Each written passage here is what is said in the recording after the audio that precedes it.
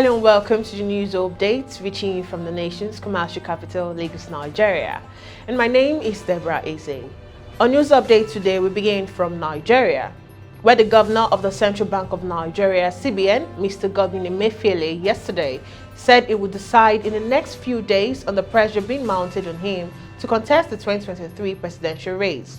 The Apex Bank governor has also rejected the presidential nomination, an expression of interest form of the All Progressives Congress procured for him by some farmers across the country. Emefiele, who acknowledged the enormous pressure being mounted on him to throw his hat into the 2023 presidential ring, further clarified that he would make up his mind on the issue in the next few days. Emefiele's decision to decide in a few days has created panic in the People's Democratic Party as the main opposition party yesterday made unfounded allegations against the Apex Bank's governor. In rejection the form procured for him by farmers, Emefiele said that he would decide to join the presidential race. He would use his hard-earned savings from his banking career to purchase the funds. Still in Nigeria, scarcity of premium malted spirits surfaced again yesterday in the Federal Capital Territory as the inability of the federal government to settle over 100 billion naira equalization payments, as well as a breakdown of key storage and distribution infrastructure, may spread the development across the country. Already, the Independent Petroleum Marketers Association of Nigeria, Hypeman, has said that Nigerians may have to prepare for the worst as marketers are now without funds to stock products after being owed over 100 billion naira in the last 4 months by the Nigerian Midstream and Downstream Petroleum Regulatory Authority. This is coming as airlines operators yesterday called off plans to shut down flight operations in protest against the astronomical rise in the price of jet fuel that currently sells at 400 naira per litre. The operators under the aegis of Airline Operators of Nigeria called off the action following backtrack by 6 out of 10 carriers. Aviation Workers Union, however, said there was no going back on the 2-day warning strike in protest against workers' negotiated conditions of service and other welfare issues that have been pending for about 9 years. We now head to Zimbabwe, where authorities have ordered banks to stop lending with immediate effect on Saturday. According to the government, the decision was taken to stop speculations against the Zimbabwean dollar and was part of a raft of measures to stop its rapid devaluation on the black market. Zimbabwe reintroduced a local currency in 2019 after abandoning it in 2009 when it was hit by hyperinflation. President Emerson accused unnamed speculators of borrowing Zimbabwe dollar at below inflation interest rates and using the money to trade in foreign exchange. The devaluation of the Zimbabwe dollar's black market exchange rate has been driving up the inflation. Still on the African scene, the president of the Ivorian National Assembly, Amadou Soumahoro, died on Saturday at the age of 68. The announcement was made by the Ivorian president, Alassane Ouattara. Amadou Soumahoro was a figure in Ivorian politics and a loyal supporter of President Alassane Ouattara. President of the Assembly since March 2019, recently he spent long periods abroad for medical reasons. He was a founding member of the Reassemblement des Republicains, President Ouattara's historic party, in 1994. During his absence in recent months, he was replaced by one of the vice presidents of the Assembly, Adama Bitogo. Away from the African scene onto the foreign scene, Canada will help Ukraine work out options on how to export stored grains to uphold global food security that has been shaken by Russia's invasion of the country. Canadian Prime Minister Justin Trudeau said late on Sunday, nearly 25 million tons of grains are stuck in Ukraine and unable to leave the country due to infrastructure challenges and blocked Black Sea ports including Mariupol, a UN Food Agency official said last week. Mariupol has endured the most destructive fighting of the 10-week war. Food prices soared to record highs in March in the wake of Russia's invasion of Ukraine, the world number 4 exporter of maize in the 2020 and 2021 season and the number 6 wheat exporter. Trudeau, in an unannounced visit to Ukraine, said after his meeting with President Volodymyr Zelensky on Sunday that Canada was providing $25 million to the UN World Food Programme as part of efforts to uphold food security. Canada will also remove trade tariffs on all Ukrainian imports to Canada for next year.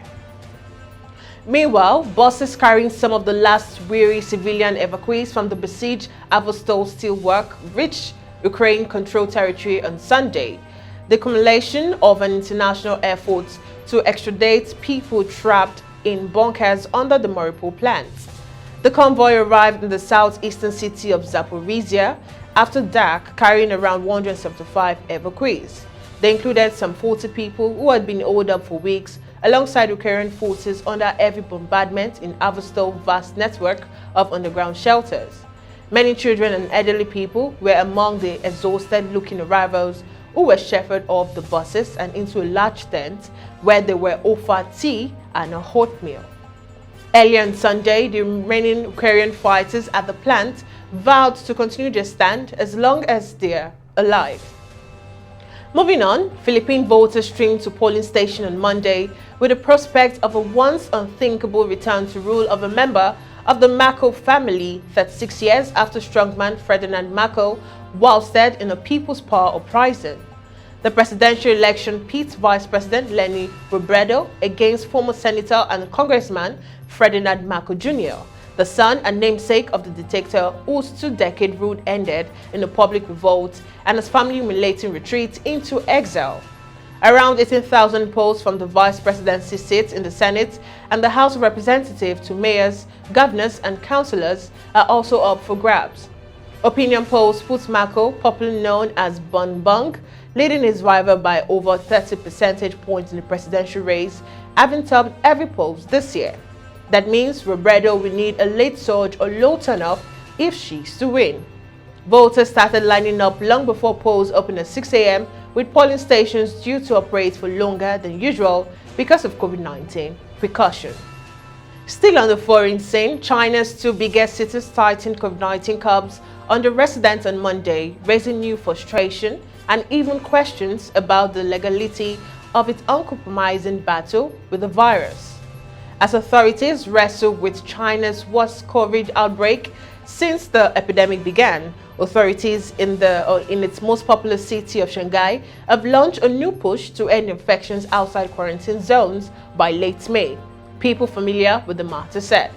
While there has been no official announcement, over the weekend, some residents in at least 4 of its 16 districts received notices saying they were no longer able to leave their homes or receive deliveries as part of the effort to drive community infections down to zero.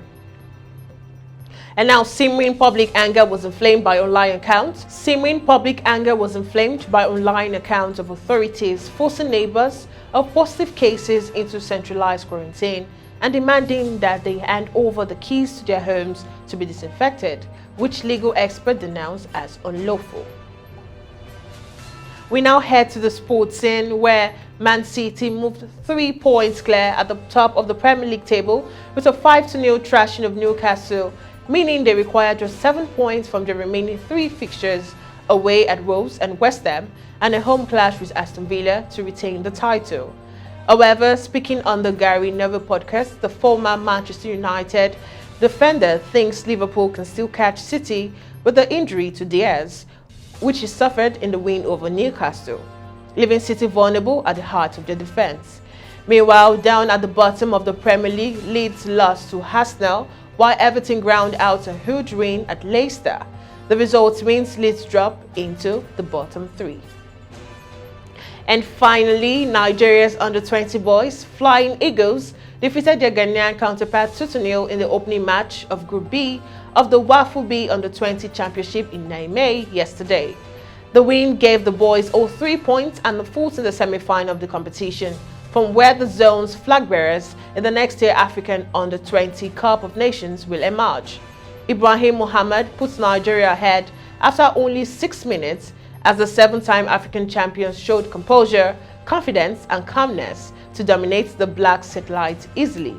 Adams Olubi could have made it 2-0 for Nigeria towards the end of the first half, but fluffed his lines after a good team move had carved open the Ghanaian red guard and left him with only the goalkeeper to beat. The 3 points put Nigeria in pole position to qualify from a group that has only 3 teams. The Flying Eagles will play their last match of the group on Wednesday against Burkina Faso. And that concludes the news update on AFRICUNIA television today.